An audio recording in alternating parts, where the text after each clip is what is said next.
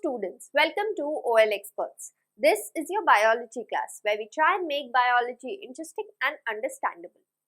So in the last segment of this chapter, nutrition in animals, we have already discussed about the mode of nutrition in animals as well as अलग-अलग species, अलग-अलग organisms में कैसे अलग-अलग habits होते हैं of feeding and taking in of food. Today we are going to go ahead and talk about the digestive system in humans. So let us begin. तो सबसे पहले अगर फर्स्ट प्रोसेस की बात करें, the first process which is involve in the process of digestion और उसके around जितने भी प्रोसेसेस इन्वॉल्व होते हैं उन सभी की बात हम करेंगे. So the first process is injection. Injection actually होता है the taking in of food. जब हम फूड को अपनी बॉडी के अंदर रखते हैं, that in fact is ingestion. It is the process of taking in of food into our mouth. The mouth which contains a cavity which is called buccal cavity. So buccal cavity या mouth in general commonly speaking is that place जहाँ पर ingestion वाला process होता है. उसके अलावा भी physical digestion जिसकी हमने बात करी थी as a part of digestion, it also starts to occur in the mouth. So basically mouth में teeth होते हैं जो कि food को छोटे छोटे particles में break करने लगते हैं.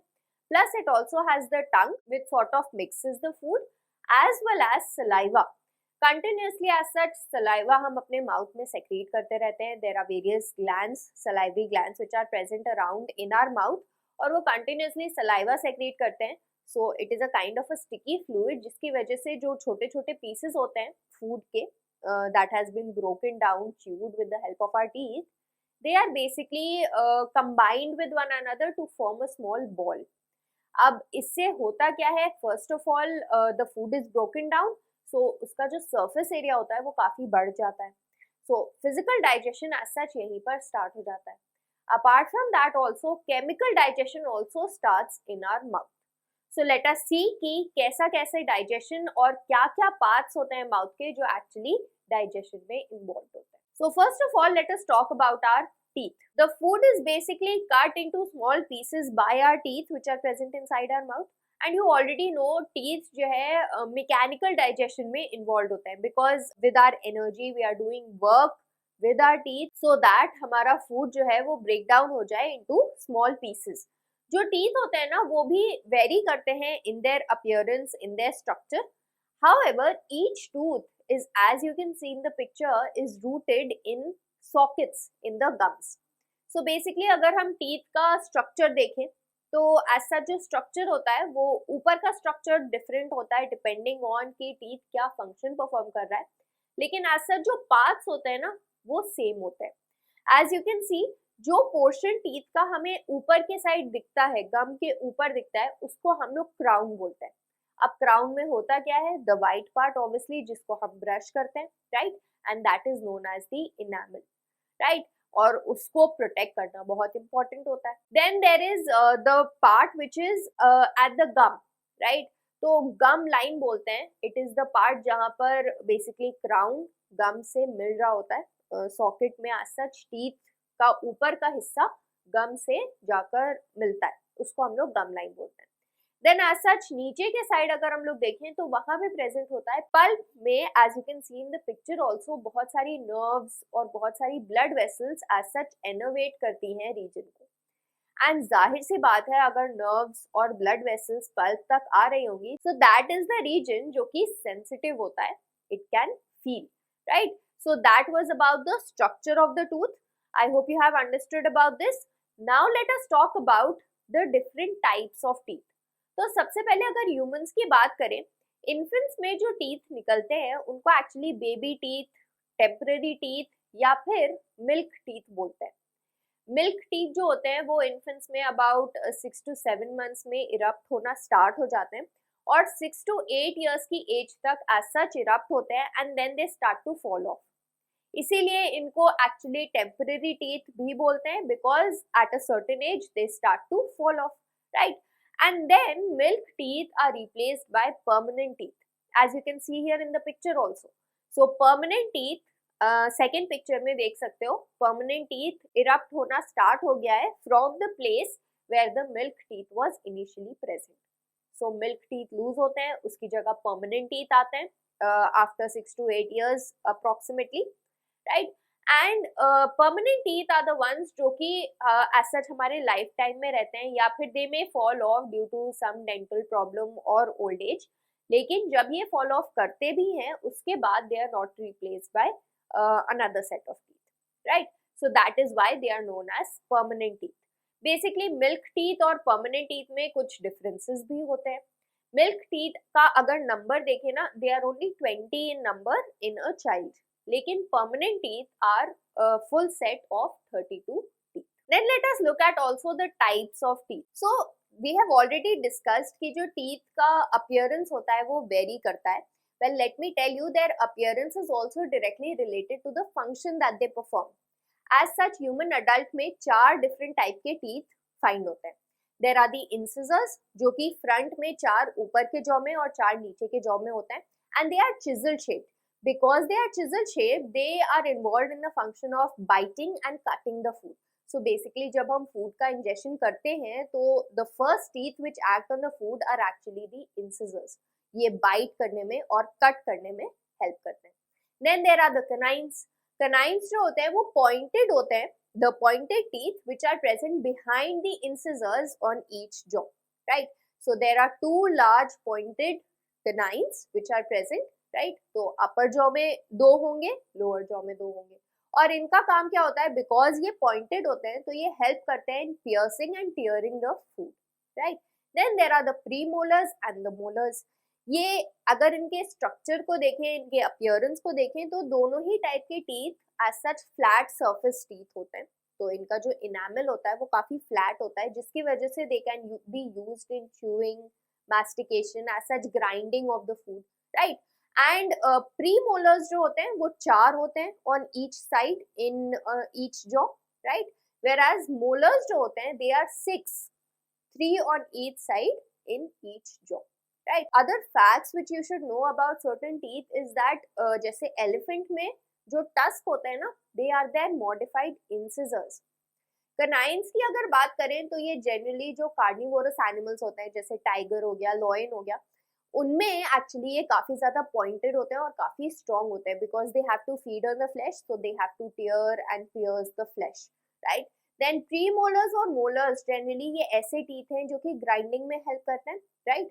सो ये जहाँ पे हर्बीवोर्स की बात होती है वहां पे देखा जाता है कि ये टीथ काफी स्ट्रॉन्ग होते हैं, बड़े होते हैं. लाइक फॉर एग्जाम्पल कैटल में अगर if you are going to observe their teeth, उसमें मोलर्स और प्री मोलर्स बहुत डोमिनेंट और बहुत बड़े दिखाई देंगे, so that they are helpful in these animals in their feeding habit. Then let us look at the number of teeth. So as such हमने देखा कि एक पूरा जो सेट होता है टीथ का, it consist of 32 teeth, right? So as such cutting and biting teeth, यानी कि हमारे इंसिजर्स कितने होते हैं? लोअर जॉ में 4 होते हैं सामने के, अपर जॉ में 4 होते हैं, टोटल कितने हो गए? 8, right? Then piercing and tearing teeth, यानी कि हमारे कैनाइन्स, सो हर जॉ में 2 होते हैं on either side of the incisors, right? So we have pointed teeth on either side of the incisors, 2 in the upper jaw, 2 in the lower jaw. Total कितने हो गए? 4 हो गए. Then chewing and grinding teeth, यानी कि premolars as well as molars, right? अब premolars जो होते हैं वो lower और upper jaw में 2 होते हैं on each side. So there are 4 in total in the upper jaw and 4 in total in the lower jaw. Similarly, in the case of molars, क्योंकि 3 sides में होते हैं, right? So upper jaw में 6 हो गए, नीचे के jaw में 6 हो गए, right? So total अगर हम लोग premolars और molars को गिने तो 20 teeth होते हैं. Now you can combine also and see 32 teeth का as such set होता है in a human adult. Next, let us talk about a very common dental problem which occurs in children as well as in adults, and that is tooth decay. तो अगर gradually हमारे teeth damage होने लगते हैं, then it leads to tooth decay. The main cause of tooth decay is actually the presence of bacteria, जो कि actually mouth में grow करते हैं और हमारे टीथ को डैमेज करना स्टार्ट कर देते हैं. सो इनिशियली भी हमारे माउथ में बहुत सारे बैक्टीरिया रहते हैं, लेकिन if we keep on cleaning our mouth and teeth, अगर हम लोग अपने माउथ को सही से रिंस करते हैं after meals, then these bacteria are not able to multiply and grow, and as such हमारे माउथ में या हमारे टीथ में कोई हार्म नहीं होता. लेकिन जब ये बैक्टीरिया ग्रो करने लगते हैं because of unclean teeth, non rinsing of the mouth after meals, या फिर हमारे टीथ के बीच में अगर फूड फंसने लगता है, then these bacteria they start feeding on that food और फिर ये मल्टीप्लाई करने लगते हैं, right? And in the process of multiplication, in the process of feeding on the left over food, they release various acids और ये acid हमारे tooth को डैमेज करना स्टार्ट कर देते हैं. As such, as you can see here in the picture, healthy tooth में bacteria लगने की वजह से there might be a hole. Initially एक hole start हो जाता है बनना, right? And then finally जब वो deep होने लगता है, cavities बनने लगती हैं, it can even reach to our pulp. And you already know pulp में blood vessels हैं, nerves हैं, वो काफी sensitive होता है, right? So when the dental caries or these cavities reach up to the pulp region, तो बहुत saviour toothache होता है and sometimes it may also result in the person completely losing his teeth, right? So tooth decay as such treatment बहुत ज्यादा important है कि initial phase में ही इसका ट्रीटमेंट हो, right? So that it might not reach the severe cases. And as such अगर देखा जाए तो जो फूड्स इंपॉर्टेंट होते हैं जो कि एक्चुअली टूथ डीके कॉज कर सकते हैं, excessive intake of sugar rich food जैसे कि कोल्ड ड्रिंक्स हो गए, आइसक्रीम्स हो गए, different types of sweets, chocolates, all these are actually culprit foods जो कि टूथ डीके को एक्सेलरेट कर. So how can we actually prevent tooth decay? Well, you need to take good care of your mouth as well as your teeth. You need to clean your teeth with a brush or dental floss. Datul you can use at least twice a day, right? Then after every meal we should rinse our mouth so that mouth में ऐसा जितने भी beverages की वजह से sugar वगैरह रह गई है या फिर leftover food है उसको as such हम लोग eliminate कर सकें. Dental floss is actually a kind of a thread, वो काफी स्ट्रॉन्ग थ्रेड होता है जो कि लेफ्ट ओवर फूड जो हमारे टीथ की कैविटीज के बीच में फंस गया होता है उसको निकालने में मदद करता है. So all of these steps can result in और prevent the tooth decay, right? Then we should also not put in our dirty fingers or unwashed food items in our mouth because they obviously contain a lot of germs, a lot of bacteria जो कि actually हमारे food में multiply कर सकते हैं और tooth decay cause कर सकते हैं. Apart from that, we should also avoid the excessive intake of sugar-rich foods such as sweets, chocolates, cold drinks, ice creams, toffees, etc. Next, let us talk about another very important component of our mouth and that is salivary glands. Salivary glands as such हमारे mouth में present होता है. There are three pairs of salivary glands. हमारी टंग के नीचे होता है, हमारे mandibles के नीचे होता है, हमारे cheek के side पे होता है, right?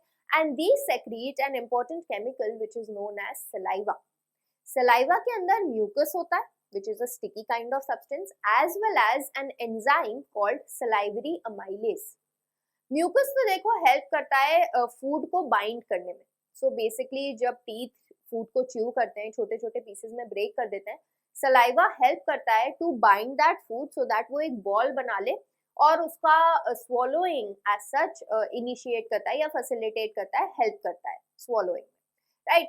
whereas salivary amylase जो कि एंजाइम है, it acts on the starch which is present on the food और उसका partial digestion करता है. So what we actually saw is not only mechanical digestion or physical digestion but also chemical aspect of digestion begins in our mouth or the buccal cavity. Now, how can we actually observe the activity of saliva and conclude about the activity of saliva? बहुत easy सा activity या experiment हम लोग perform कर सकते हैं. हम लोगों को बॉइल्ड राइस लेना है एंड इनिशियली अगर हम लोग सिर्फ बॉइल्ड राइस को टेस्ट करें with iodine solution, you already know iodine starch के प्रेजेंस में ब्लू ब्लैक कलर देता है, राइट? तो जब हम डाइल्यूट आयोडीन सोल्यूशन को बॉइल्ड राइस के ऊपर डालेंगे तो हम लोग क्या देखेंगे? ब्लू ब्लैक कलर देखेंगे क्योंकि ऑब्वियसली राइस में कार्बोहाइड्रेट्स या फिर स्टार्च होता है, right? But then what are we going to do as part of our activity? हम लोग 1 या 2 टेबल स्पून लेंगे boiled rice के, we are going to put it in our mouth and chew it for a solid 3 to 5 minutes. As a result होगा क्या हमारे mouth में? Saliva, it will start to act on the carbohydrate which is present in the rice और उसको break down कर देगा into simple sugars. अब जाहिर सी बात है आयोडीन कार्बोहाइड्रेट के साथ तो ब्लू ब्लैक कलर दे रहा था, लेकिन क्या वो शुगर के साथ भी ब्लू ब्लैक कलर देगा? Obviously no, right? सो जब हम ये च्यूड बॉइल्ड राइस निकाल कर उसको आयोडीन से टेस्ट करेंगे फिर से, it will not give the colour change, which indicates कि जो कार्बोहाइड्रेट बॉइल्ड राइस में प्रेजेंट था वो सलाइवा के एक्शन की वजह से it has been broken down to form simple sugars, which is obviously not giving a test for starch, right? So that was about an activity which you can even perform and observe कि saliva as such breakdown कैसे करता है carbohydrates का into sugar. Next, let us move on to another component which is present in our buccal cavity, which is the tongue. Tongue is a fleshy muscular organ जो कि हमारी buccal cavity के पीछे की साइड बेस पे attach होती है, right? और टंग का काम क्या होता है? बेसिकली जब टंग मूव करती है it helps to mix the food with the saliva और उसकी एक बॉल बना लेती है जो कि फैसिलिटेट करता है, हेल्प करता है in its easy swallowing. So basically tongue उसको पुश भी करती है ताकि वो फूड पाइप में एंटर कर सके. Apart from that we also taste with our tongue, क्योंकि टंग में बहुत सारे एरियाज में टेस्ट बड्स प्रेजेंट होते हैं जो कि सेंसिटिव होते हैं to different flavours. Tongue also facilitates our speaking, so obviously it is extremely important. Then if we talk about the taste buds, like I said, टंग में अलग अलग regions में अलग अलग टाइप के taste buds होते हैं जो कि अलग अलग taste के लिए, अलग अलग flavors के लिए as such sensitive होते हैं. Like for example, हमारे टंग का distal region जो होता है वहाँ पर bitter taste buds की अमाउंट ज़्यादा होता है, so they are sensitive to bitter taste. Like for example अगर हम नीम जूस लेंगे ना तो उसका सबसे ज्यादा टेस्ट हमें एज सच हमारे टंग के बेस के साइड पे महसूस होगा. देन टिप पे जो होता है वो स्वीट टेस्ट के लिए सेंसिटिव होता है. Like for example if we take chocolate या फिर शुगर सोल्यूशन, देन डोमिनेटली हमें अपने टिप पर उसका टेस्ट महसूस होगा. Then there is salty on the lateral side and उसके पीछे सार टेस्ट होता है. इनफैक्ट हम लोग अपने टंग में ये अलग अलग एरियाज एज सच ऑब्जर्व भी कर सकते हैं, नोटिस भी कर सकते हैं by putting different types of solution of different taste at different areas of a tongue, and then we can see कि कहाँ पर एज सच डोमिनेटली हमें वो टेस्ट या फ्लेवर महसूस हो रहा है. Like for example we can take sugar solution for sweet taste, salt solution for salty taste obviously, lemon juice for sour taste and neem juice for the bitter taste, and then put them in different areas of the tongue to notify ourselves only कि हमारे टंग में अलग अलग areas क्या होते हैं which are sensitive to different taste. Next let us talk about coughing. ऐसे हम लोगों को खांसी तो बहुत आती है, लेकिन have you ever wondered about the reason why you generally cough? Well, हमारा जो विंड पाइप होता है यानी कि हमारा जो रेस्पिरेटरी पैसेज का पाइप होता है और जो फूड पाइप होता है वो एज सच एक दूसरे के बहुत क्लोज लाई करते हैं. इनफैक्ट थ्रोट रीजन में हमारा विंड पाइप और फूड पाइप एक कॉमन पैसेज शो करता है. अब होगा क्या, जनरली जब हम फूड लेते हैं तो जो विंड पाइप होता है ना वो क्लोज हो जाता है. It consist of a flap जो कि क्लोज हो जाता है सो दैट हमारा फूड जो है वो विंड पाइप में ना चला जाए. लेकिन अक्सर क्या होता है जब हम खाना खाते टाइम बातें करते हैं या फिर we are laughing, then what happens, the flap opens, right? Because हम लोगों को ब्रीद इन भी तो करना पड़ता है when we are talking, when we are laughing, right? So as a result the flap opens and sometimes the food में enter into the windpipe. तो इस केस में हम लोग characteristic gulping sound, recurring gulping sound या recurring hiccups show करते हैं, या फिर एक चोकिंग सेंसेशन होता है जिसकी वजह से हम लोग विगरस कफिंग करते हैं, so that our food which has blocked the windpipe can clear it by being ejected out. So इसीलिए कहा जाता है कि जब भी हम फूड ले रहे हो, when we are taking in food and swallowing it, we should not speak or talk or laugh, right? And secondly, coughing is actually a very important process जो कि prevent करता है या clear करता है कोई भी blockage जो कि हमारे wind pipe में हुआ होता है. So this was all for today's lecture. In the next class, we are going to go ahead and talk about the other components of the alimentary canal and how they function. Till then, revise all this. Stay tuned.